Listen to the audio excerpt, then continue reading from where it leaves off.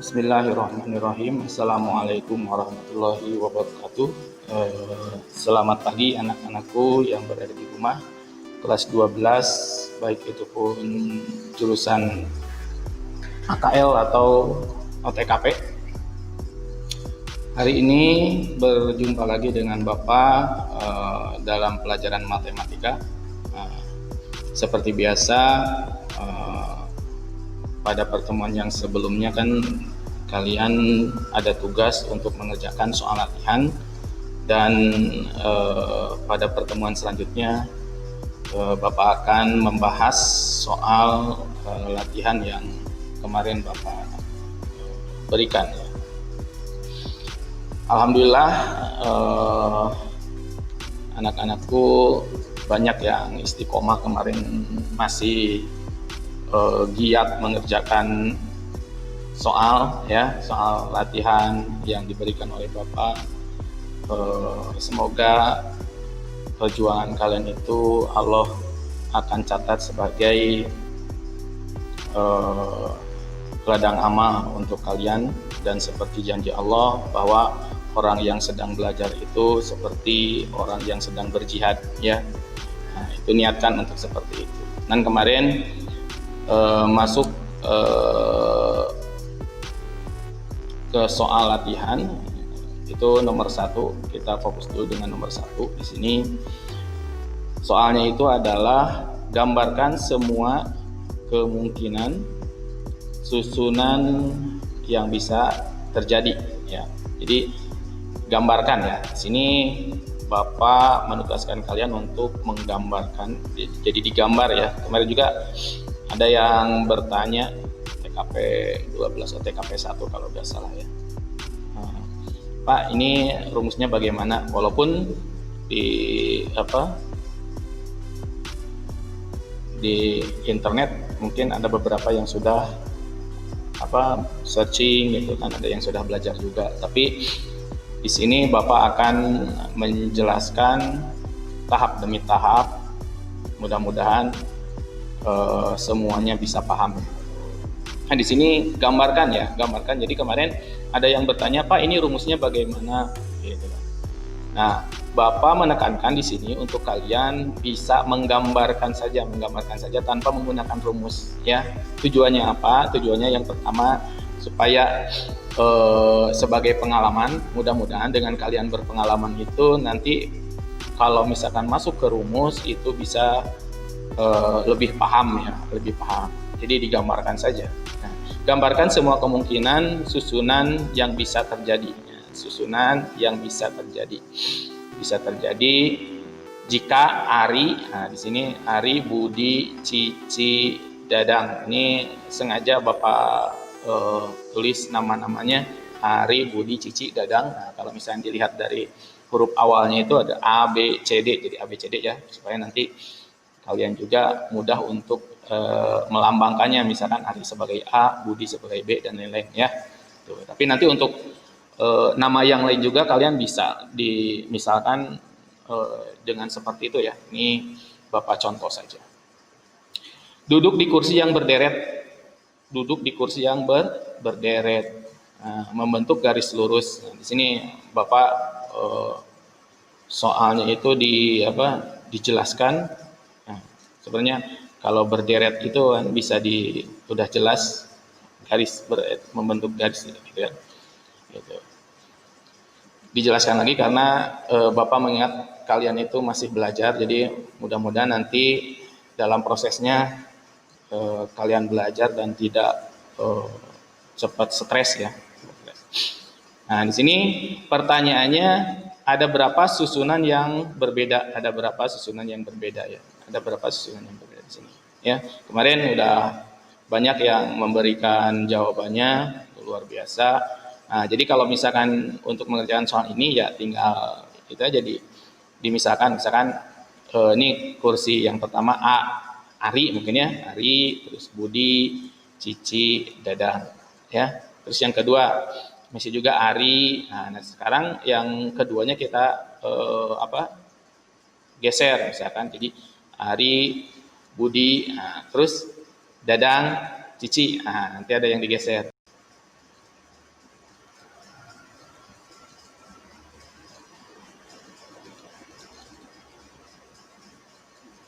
Untuk yang ketiganya, nah nanti ada yang digeser lagi karena kan di sini AB-nya itu AB CD udah, terus yang ini juga AB DC udah. Nanti ada yang digeser lagi. Yang ketiganya berarti Ari, Cici atau AC BD ya. Terus kesananya AC DB ya. Selanjutnya, nah ini AC udah dengan BD dan DB ya, terus gitu kan.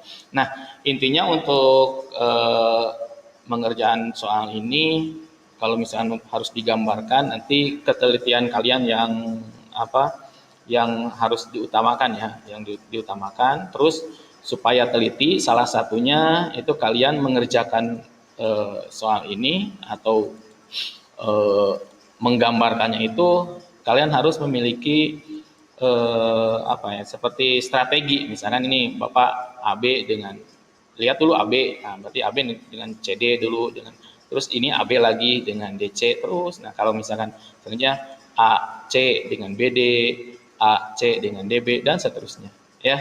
Jadi digambarkan terus gitu kan. Nanti dapat AD. Nah kalau ini BD, AD BC ya, AD BC terus AD CB ya. Terus kalau misalnya sudah beres, terus kalian sudah mengerjakan semuanya. Nah ini Bapak ini sebagai gambaran saja. Nanti kalian gambarkan sendiri ya semuanya. Terus intinya apa? Nah intinya itu Bapak ingin menjelaskan rumusnya ya. Nah intinya ya ini kan tadi udah dicontohkan itu kalau menggambarkan. Nah kalau misalkan ini yang selanjutnya ini jangan digambarkan. Nah, kita akan intinya akan menghitung saja semua kemungkinannya itu. Nah ini semua kemungkinannya itu ada berapa ya. Nah kalau yang ini perhatikan, berarti yang akan duduknya itu, siapa saja nih? Ari, Budi, Cici, Dadang ya kan. Jadi banyak pilihannya itu, ada 4, orangnya itu ada 4 yang akan duduk ya. Jadi semuanya ada 4 pilihannya ya. Bisa Ari, Budi, Cici, Dadang. Oke. Nah, jawabannya berarti pilihannya ada 4 ya. Terus duduk di kursi. Nah, nanti susunannya itu berarti jadi yang dipilihnya itu nanti yang akan duduk di kursi. Pilihannya itu yang akan duduk di kursi. Yang akan dipilihnya itu yang akan duduk di kursi. Terus kursinya bagaimana? Kursinya itu berderet. Ya. Nah, karena di sini duduk di kursi berarti kan semuanya duduk ya. Kalau misalkan disediakan 3 kursi berarti nanti ada 3 yang duduk, 1 yang tidak gitu kan. Tapi di sini duduk di kursi. Ya, Ari, Budi, Cici, Dadang duduk di kursi ya. Duduk di kursi berarti semuanya sudah disediakan kursi ya. Nah, kita tinggal menentukan berapa susunannya yang mungkin terjadi ya. Nah, berarti di sini karena ada pilihannya 4, terus nanti yang dipilihnya atau kalau yang dipilih di sini maksudnya adalah yang akan duduk. Nah, ya. Yang dipilihnya itu atau yang duduknya itu 4 ya. Berarti N-nya 4, K-nya 4 ya. Berarti masuknya ke permutasi. Kenapa masuk permutasi? Karena disediakan kedudukannya. Nah, di sini kedudukannya itu digambarkan dengan kursi, itu kedudukannya ya. Ingat kalau bedanya permutasi dengan kombinasi itu, kalau kombinasi diambil saja tidak ditentukan kedudukannya atau tempatnya tidak ditentukan. Tapi kalau permutasi selain diambil juga ditentukan kedudukannya. Kedudukannya itu bisa berbentuk tempat, jabatan atau yang lainnya. Ya. Tuh, kita masuk. Berarti ini masuknya ke permutasi. Oke. Dari 4 dipilih 4 ya. Diingat ya, dari 4 dipilih 4.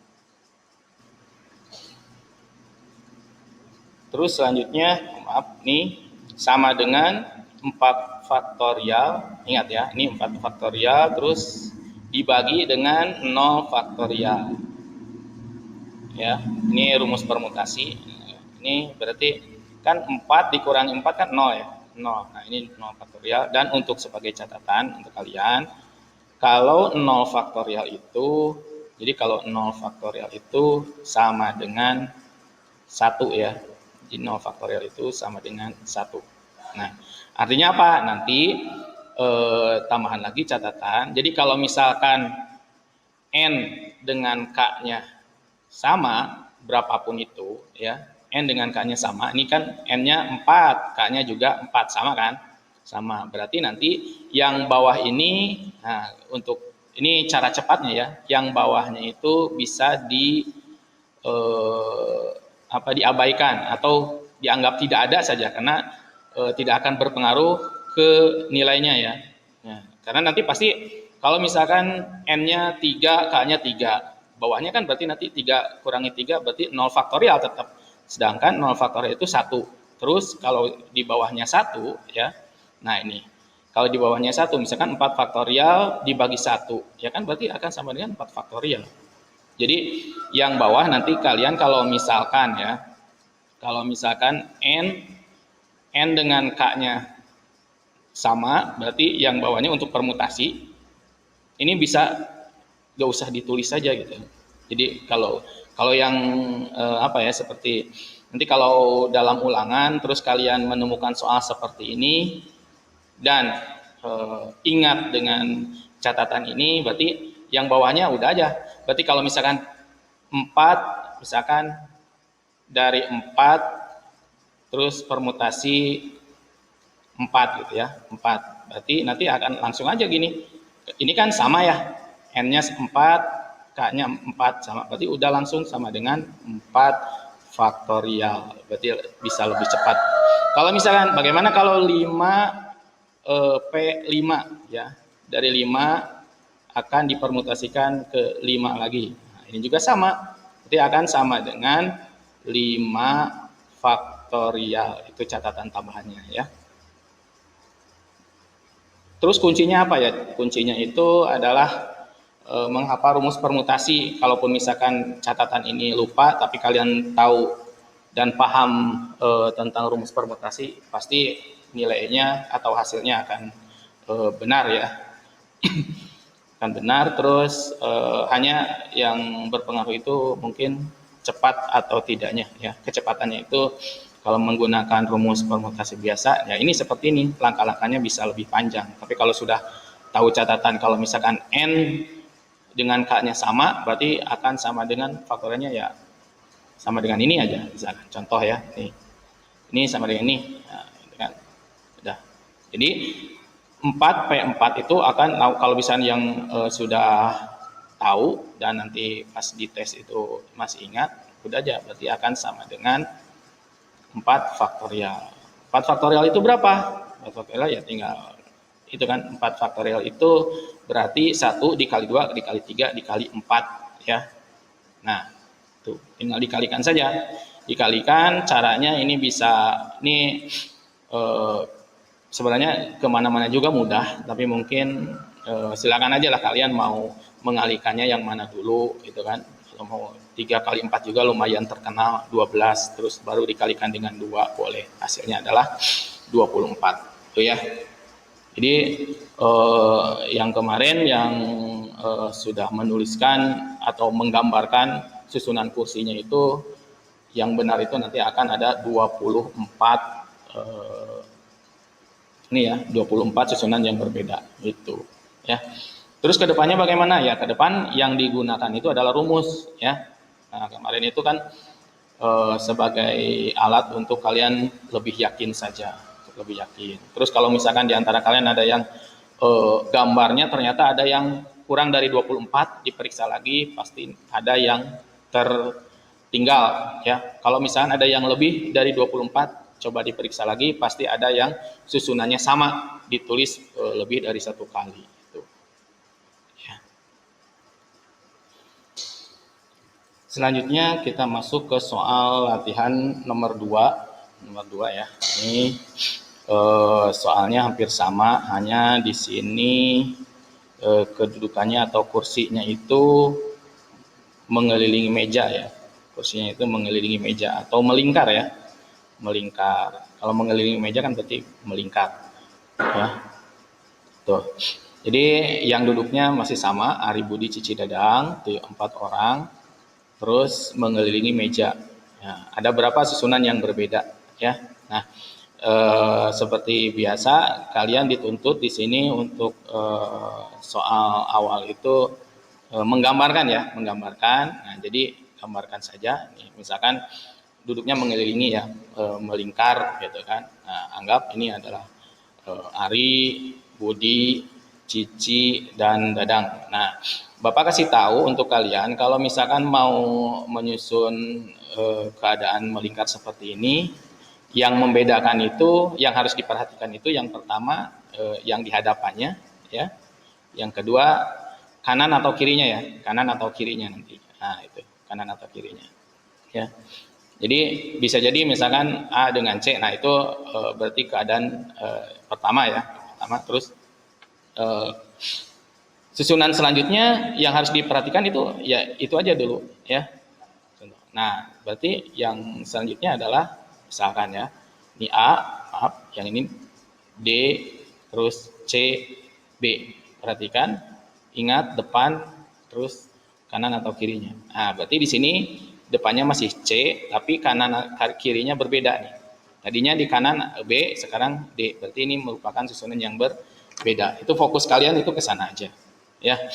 Jadi itu cara menyusunnya ya, untuk menggambarkannya. Tentu saja nanti kalian untuk yang ini tidak harus terlalu dalam, yang penting paham saja ya, karena kalau misalkan digambarkan itu nanti waktunya lumayan lama ya, lumayan lama. Tapi ini untuk gambaran saja.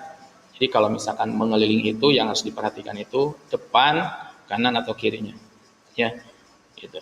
Kalau misalkan nanti yang duduknya mengelilingi itu bertambah lagi misalkan 6, nah berarti nanti depannya C, kanannya B, nanti yang bisa depan C, kanan B itu bisa 2 kali atau 2 kali ada di dua keadaan yang berbeda gitu kan. Tinggal yang nanti yang lainnya tinggal ditukar-tukar saja gitu. Ya, itulah.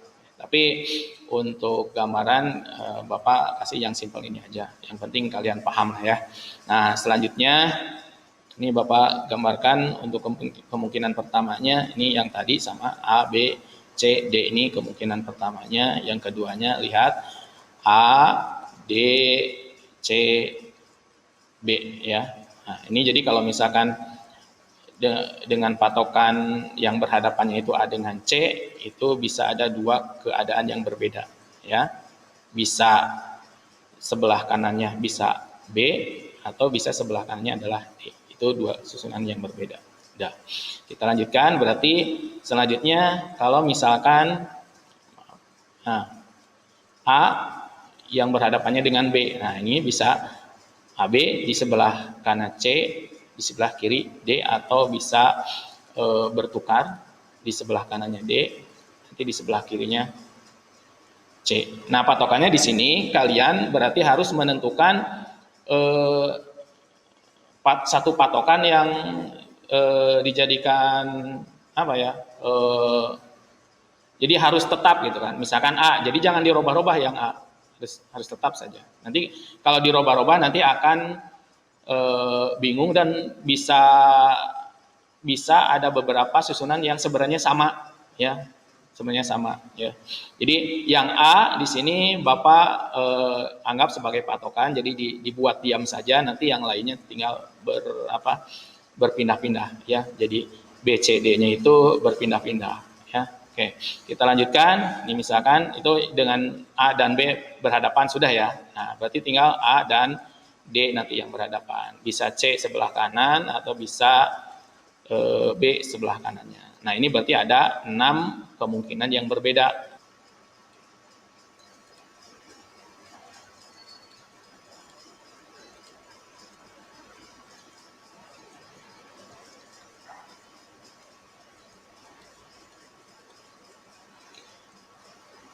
Selanjutnya Bapak akan menjelaskan yang tadi kan Bapak mengatakan bahwa Bapak mengambil A itu sebagai patokan, jadi A itu tidak boleh bergerak kemana-mana ya, tidak boleh bergerak kemana-mana. Jadi selalu berada di sini. Ini adalah sebagai patokan atau bisa dikatakan ini adalah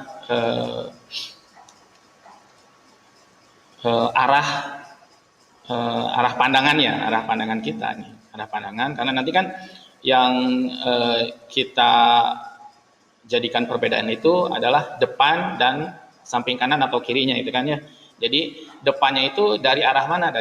Dari arah A itu ya. Jadi yang A tidak boleh tidak boleh bergerak, tidak boleh digeser-geser karena nanti kitanya akan jadi bingung nanti kalau misalkan A-nya digeser-geser. Nah, terus bagaimana nih kalau misalkan ada yang digeser ya, misalkan ada yang digeser nih seperti ini. Misalkan A-nya digeser, misalkan ada yang mencoba-coba misalkan A-nya digeser. Bisa kok ada keadaan lain yang sebenarnya bukan 6 tapi bisa lebih gitu kan. Ini misalkan B. Nah, misalkan sebelah kirinya adalah D, depannya A dan kanannya D, depannya A dan kirinya adalah C gitu, ya. Nah, ini sebenarnya sudah ditulis tadi ya. Nah, ini sudah tercover ya. Misalkan kita ambil arahnya itu dari sisi B ya. Sisi B berarti yang ini B berhadapan dengan A. Nah, ini kan B berhadapan dengan A ya. Nih ada yang ini kedudukannya B berhadapan dengan A. Nah, ingat ya, yang kita jadikan patokan di depan terus kanan atau kirinya ya. Nah, gitu ya. Ini ada dua kemungkinan kan? Ada kalau misalkan B dengan A berhadapan. Nih di depannya A.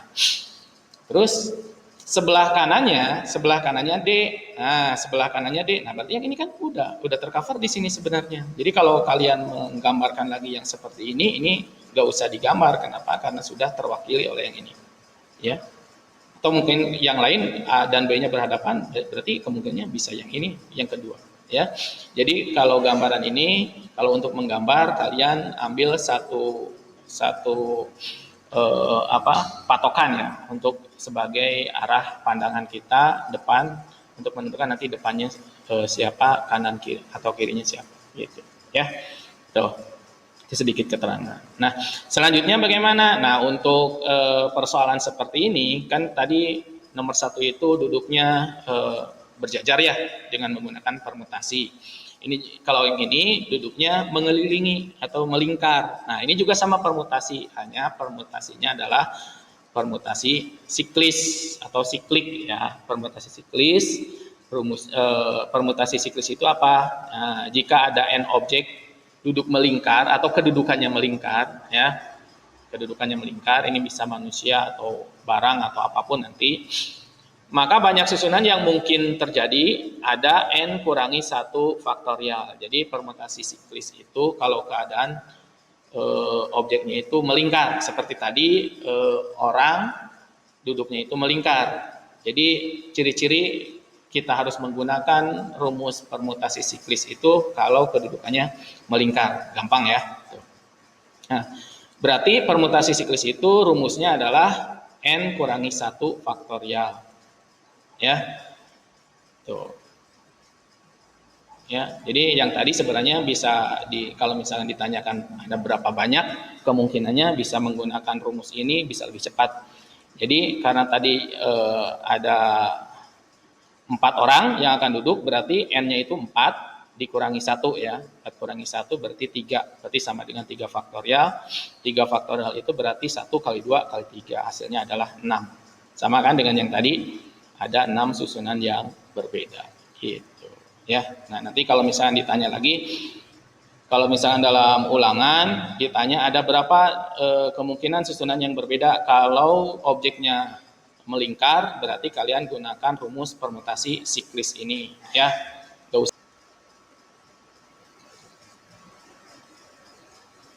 Kalian boleh di WhatsApp itu mengirimkan selain hasil pekerjaan kalian juga selama prosesnya kalian bertanya mengenai kesulitan yang dihadapi. Ya, tuh Mas. Untuk yang sebelum-sebelumnya banyak yang bertanya, ada gitu yang bertanya sampai ini, tapi mohon maaf juga kalau misalkan ada beberapa karena keterbatasan, mungkin pertanyaannya itu tidak langsung dijawab, jadi di apa ditayangkan di tayangan yang minggu selanjutnya gitu ya. Tapi ada beberapa juga yang langsung Bapak jawab karena memang bisa simpel, bisa dijawab dengan cara mudah dengan dengan mengetik di WhatsApp aja gitu. Ya, kalian mudah-mudahan bermanfaat. Mohon maaf atas segala kekurangan. Assalamualaikum warahmatullahi wabarakatuh.